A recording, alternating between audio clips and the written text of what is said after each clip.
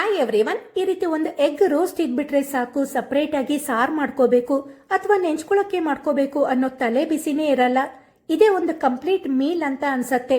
Taste ಅಂತೂ ತುಂಬಾನೇ ಚೆನ್ನಾಗಿರತ್ತೆ. ಚಪಾತಿಗೆ ಆಗ್ಲಿ ಇಲ್ಲ ಅನ್ನ ಜೊತೆ ಕಲ್ಸ್ಕೊಂಡು ತಿನ್ಲಿಕ್ಕೂ ಇದ್ದಿದ್ದು ಟೇಸ್ಟು. ಅಡ್ಗೆ ಮಾಡ್ಕೊಳ್ಳೋಕೆ ಬೇಜಾರು, ಆದ್ರೂ ಏನಾದ್ರೂ ಸ್ಪೈಸಿಯಾಗಿ ತಿನ್ಬೇಕು ಅನ್ನಿಸ್ದಾಗ ಇದು ಬೆಸ್ಟ್ ಆಪ್ಷನ್.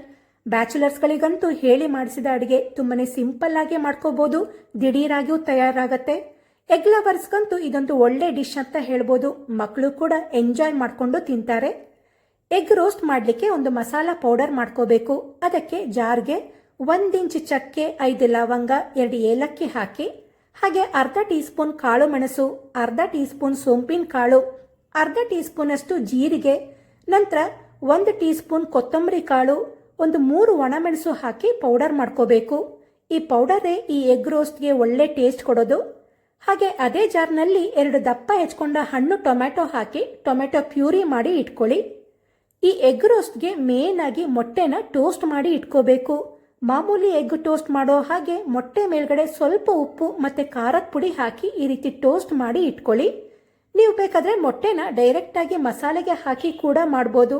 ಆದರೆ ಈ ರೀತಿ ಟೋಸ್ಟ್ ಮಾಡಿ ಮಸಾಲೆಗೆ ಹಾಕಿ ಬೇಯಿಸ್ಕೊಂಡ್ರೆ ಟೇಸ್ಟ್ ತುಂಬಾನೇ ಚೆನ್ನಾಗಿರತ್ತೆ.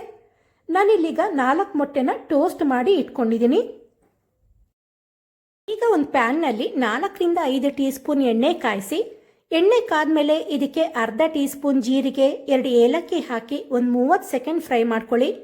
ನಂತರ ಇದಕ್ಕೆ ಹೆಚ್ಕೊಂಡ 3 ಈರುಳ್ಳಿ ಹಾಕಿ, ಹಾಗೆ ಸ್ವಲ್ಪ ಜಾಸ್ತಿನೇ ಕರಿಬೇವು ಹಾಕಿ ಈರುಳ್ಳಿನ ಬಾಡಿಸ್ಕೊಳ್ಳಿ.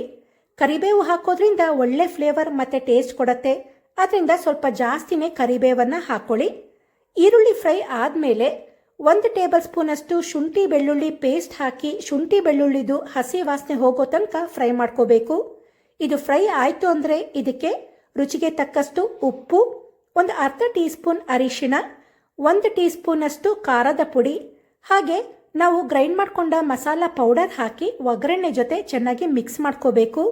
ಇದೆಲ್ಲದು ಚೆನ್ನಾಗಿ ಮಿಕ್ಸ್ ಆಯಿತು ಅಂದರೆ ಇದಕ್ಕೆ ಗ್ರೈಂಡ್ ಮಾಡ್ಕೊಂಡ ಟೊಮ್ಯಾಟೊ ಪ್ಯೂರಿ ಹಾಕಿ ಮಸಾಲೆ ಜೊತೆ ನೀಟಾಗಿ ಮಿಕ್ಸ್ ಮಾಡಿಕೊಂಡು ಟೊಮ್ಯಾಟೊದು ಹಸಿ ವಾಸನೆ ಇರತ್ತಲ್ಲ ಅದು ಹೋಗೋ ತನಕ ಒಂದು 2 ನಿಮಿಷ ಫ್ರೈ ಮಾಡ್ಕೊಳ್ಬೇಕು.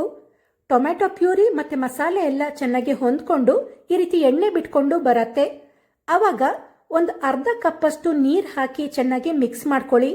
ಇದಕ್ಕೆ ತುಂಬ ನೀರು ಹಾಕೊಳ್ಳೋದೇನು ಬೇಡ, ಸ್ವಲ್ಪನೇ ನೀರು ಹಾಕಿ ಮಿಕ್ಸ್ ಮಾಡಿಕೊಂಡು ಲೋ ಫ್ಲೇಮ್ನಲ್ಲಿ ಒಂದು 2 ನಿಮಿಷ ಲಿಡ್ ಕ್ಲೋಸ್ ಮಾಡಿ ಕುದಿಲಿಕ್ಕೆ ಬಿಡೋಣ.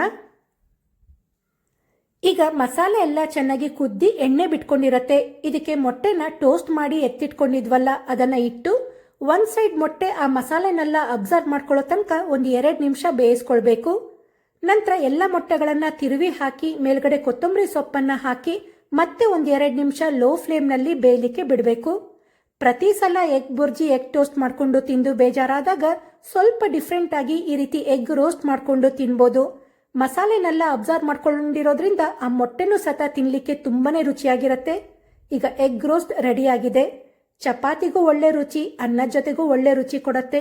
ಅವಾಗ ಮಾಡ್ಕೊಂಡು ತಿನ್ಲಿಕ್ಕಂತೂ ತುಂಬಾನೇ ಚೆನ್ನಾಗಿರತ್ತೆ. ಒಂದ್ಸಲಿ ಟ್ರೈ ಮಾಡಿ ನೋಡಿ, ಮತ್ತೆ ಮತ್ತೆ ಮಾಡ್ಕೊಳ್ತೀರಾ, ಅಷ್ಟು ರುಚಿಯಾಗಿರತ್ತೆ. ಎಗ್ ರೋಸ್ಟ್ ರೆಸಿಪಿ ನಿಮಗೆ ಇಷ್ಟ ಆಗಿದೆ ಅಂದರೆ ವಿಡಿಯೋಗೆ ಲೈಕ್ ಕೊಡಿ, ಶೇರ್ ಮಾಡಿ, ನನ್ನ ಚಾನಲ್ನ ಸಬ್ಸ್ಕ್ರೈಬ್ ಮಾಡ್ಕೊಳ್ಳಿ.